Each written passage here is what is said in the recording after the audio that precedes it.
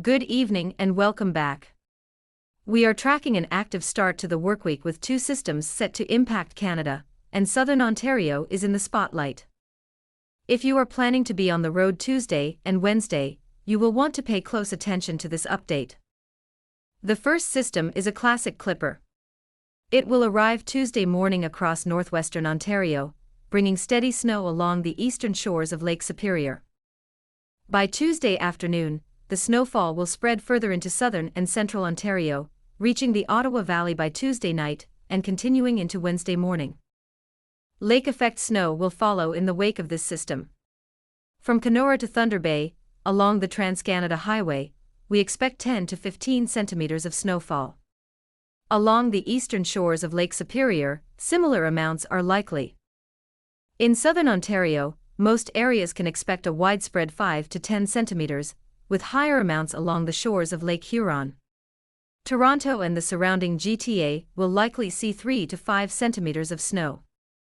Travelers in northern and central Ontario should anticipate slippery roads, reduced visibility, and localized snow drifts through Tuesday evening. Evening commutes may be particularly challenging for those near the lockshores and along major highways. While the clipper will be the main story for early Tuesday, attention quickly turns to a developing system midweek across the United States. This system is still uncertain in terms of track and timing. It could impact southern Ontario significantly, or it could remain entirely south of the border.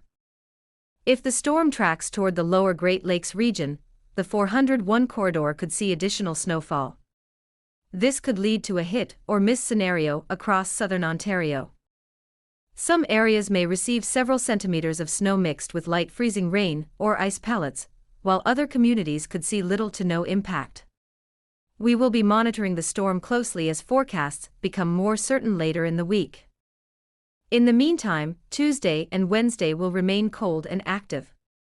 Road conditions will be hazardous in affected regions, especially near the lakes and along the Trans-Canada Highway.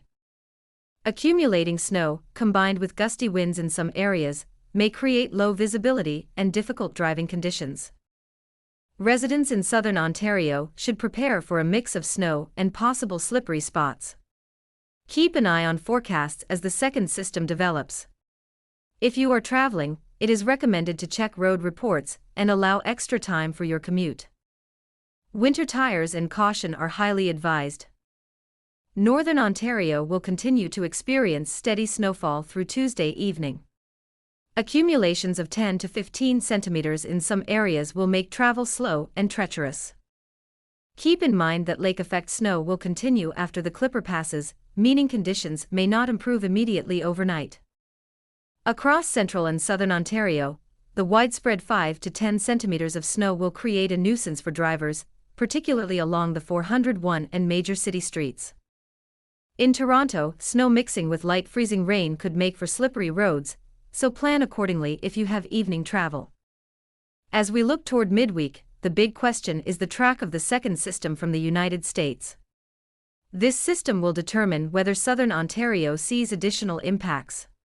Keep following updates as the forecast becomes clearer. A hit could bring heavier snowfall, while a miss would leave Ontario mostly dealing with the clipper snow and lake effect snow. So for Tuesday and Wednesday, winter is back in full force across Ontario. Northern areas see the heaviest totals, while southern communities prepare for light snow, icy patches, and the possibility of additional impacts from the developing U.S. system. Stay safe, follow local forecasts, and plan your travel with caution through midweek. From the west coast to Atlantic Canada, winter is making its presence felt with snow, rain, and strong winds. If you are planning to be on the road or in the air, tonight's forecast is crucial, so stay tuned as we break down what to expect from Monday evening and into the week. Starting out in the west, British Columbia continues to deal with pockets of snow and rain, especially over the higher elevations and mountain passes. Vancouver is seeing mostly rain, but the surrounding mountains are accumulating snow. Through Monday evening, snow will continue to impact travel across the interior, while coastal regions of Vancouver Island and the lower mainland will experience more widespread rainfall through Tuesday. Temperatures remain cool with highs near 6 degrees in Vancouver, while Calgary is sitting below zero at around -1. The Rockies are seeing steady snowfall, which will continue into the night and may affect passes. Meanwhile, northern British Columbia and parts of Alberta are experiencing dry breaks, but temperatures remain frigid, and wind chill is a concern for anyone traveling outdoors. Across the prairies, we have lighter snowfall during Monday evening, primarily in northern Manitoba, Saskatchewan, and Alberta. Totals are modest for now, but there will be some snow filling in along the southern prairies overnight into Tuesday. Expect conditions to be damp with low visibility in some areas, particularly along the Trans-Canada Highway.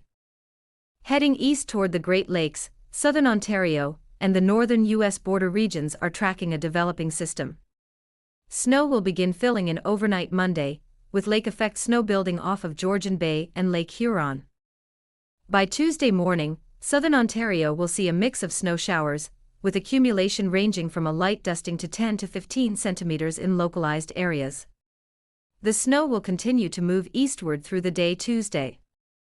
Now, the main story for this week is Atlantic Canada, where a blockbuster nor'easter is dominating the forecast. Starting Monday evening, blizzard conditions are expected across Nova Scotia, Prince Edward Island, and Newfoundland. This storm is extremely large and powerful, with snow, high winds, and coastal impacts. Snowfall rates along the eastern shores of Nova Scotia could reach 5 centimeters per hour, with wind gusts up to 90 kilometers per hour. The combination of heavy snow and strong winds will lead to whiteouts and near-blizzard conditions. Travel across the region is expected to be extremely difficult to impossible, with school and business closures likely. Power outages are possible, especially in coastal communities. By Tuesday, the storm continues to intensify, moving across Prince Edward Island and into Newfoundland. The Avalon Peninsula will see snowfall changing over to rain along the coast, creating hazardous driving conditions.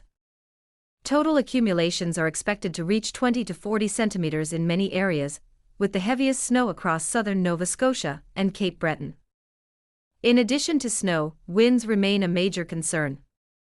Gusts up to 90 kilometers per hour will accompany this nor'easter, particularly along exposed coastal regions. The strong winds may also lead to coastal flooding in some areas, so residents along the shoreline should stay alert and follow local advisories. Monday evening through Tuesday, travel across the Atlantic provinces is highly discouraged.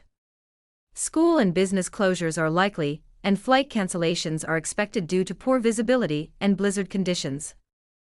Across the west and central provinces, travel is more manageable but still requires caution in snow-covered regions and mountain passes. Looking ahead to midweek, the Prairies and Great Lakes will continue to experience periodic snow showers, with totals increasing slightly in northern regions. Southern Ontario will begin to see lighter snow Monday night into Tuesday, clearing gradually by late Wednesday. Meanwhile, Atlantic Canada will continue to recover from the nor'easter by Wednesday, but lingering gusty winds and residual snow showers may still impact travel and daily activities. By Thursday, most regions will see a return to quieter weather, though cold temperatures will remain in place across much of the country.